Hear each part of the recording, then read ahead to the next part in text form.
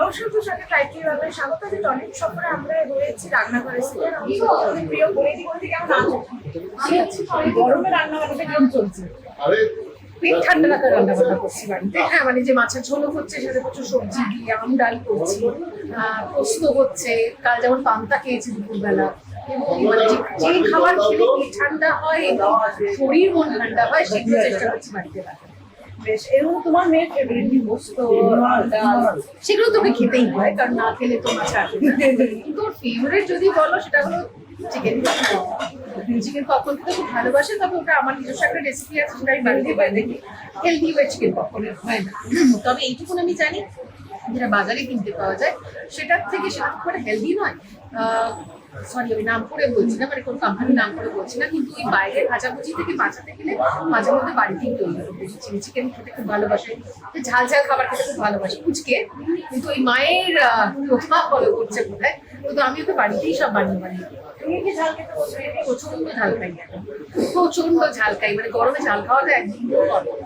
বেশ, আজকে কি রান্না করলো? আজকে চিজ না ফিশ চিজ বড়া হলো, আর পেয়ারে কাবাব হবে। এছাড়াও আমার আরো অনেক রান্না চলছে, রান্না চলতেই থাকে আমাদের রান্নাঘরে, রান্না হওয়া বন্ধ হয় না, যেমন থাকি এখানে।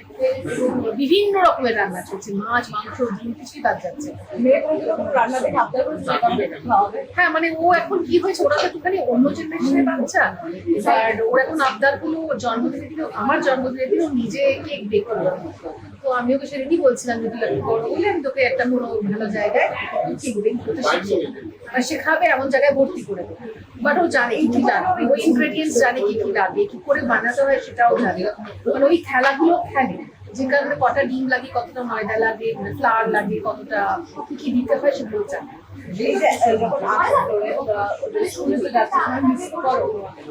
সে তো করবে, যে কজন করবো না তো মা, আমরা তো এইভাবেই কাজ করি। তবে আমি লাকি বিশ্বাস করি কিছু দিন তোর সঙ্গে সময় কাটাতে পারি, আর বাকি সময়টা কাজ করি। কাজ না করলে আমি নিজে ভালো পারি।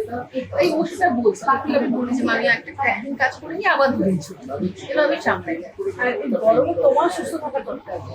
দেখো, জল খেতে হবে, এবং মানে আমি একটু আগেই বলছিলাম আমি বোতল জল শেষ করে ফেলছি, কারণ এসি চললেও মানে হাইড্রেশন হচ্ছে। তাই জল খেতে হবে। যদি কেউ শরবত খেতে পারে তাহলে আমি শরবত করে খেতে পারি না, তাই আমি জলের উপরে থাকি। আর চেষ্টা করি ভিজিয়ে রাখার, গলা ভিজানো সব সময়, যাতে ডিহাইড্রেশনটা না হয়। আর এমন ফল খাও যেগুলোতে জল বেশি থাকে, তরমুজ খাও, পাকা পেঁপে খাও, শশা বা লাউয়ের তরকারি যদি খাওয়া যায়, যেগুলোতে শরীরে জলের পরিমাণটা ডিহাইড্রেশন যাতে না। রান্না করতে হতে আবার নতুন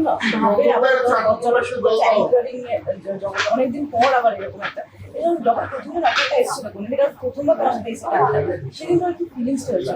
আমি দেখো, রান্নাঘর মানে আমার মায়ের কথা।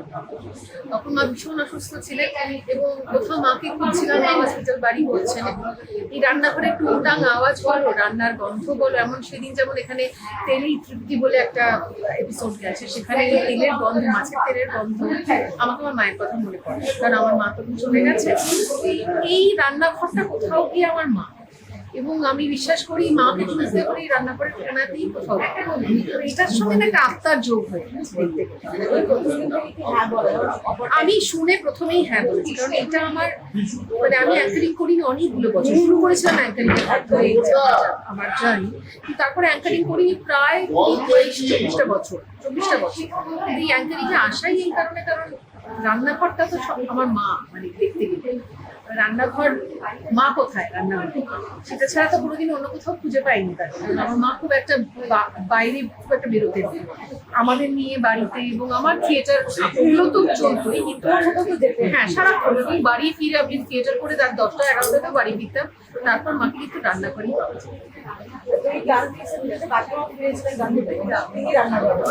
একদম এখন আমার রান্নাঘরটাই আমার মাকে খুঁজে পাওয়ার একমাত্র আশ্রয়।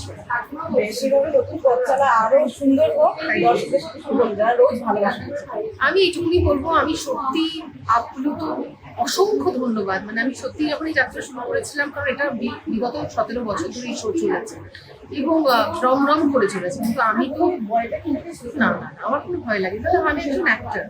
আমি একজন অ্যাঙ্কারের অভিনয় করেছি, তাই না? আমি তো আসলে একজন অভিনেত্রী এবং আমার অভিনয়টাই আমার সবকিছু, এবং অ্যাঙ্কারিংটা আমার ভিতরে স্পন্টেনিয়াসলি এসেছে এবং আমি সব থেকে বড় কথা আমি ভালোবেসে রাখি।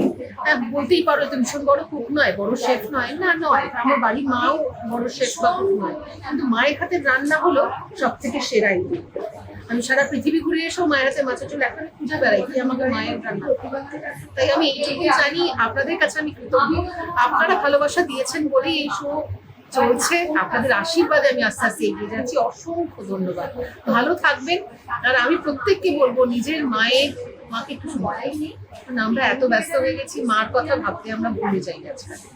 মাকে সময় দেওয়াটা খুব জরুরি, কারণ মা একমাত্র মানুষ যে নিঃস্বার্থভাবে, মা এবং বাবা এবং তোমার পরিবারের মানুষ নিঃস্বার্থভাবে তোমার জন্য করছে। তাই তাদেরকে একটু সময় মোবাইল বাদ দিয়ে, কাজ বাদ দিয়ে দিলে তার বদলে তুমি ভালো জিনিসই পাবে। আমরা তো লেনদেন বুঝি, সেই জায়গা থেকে থ্যাংক ইউ, থ্যাংক ইউ, বিনোদনের এরকম সমস্ত উদ্যোগ অবশ্যই চোখ রাখুন। Thank you.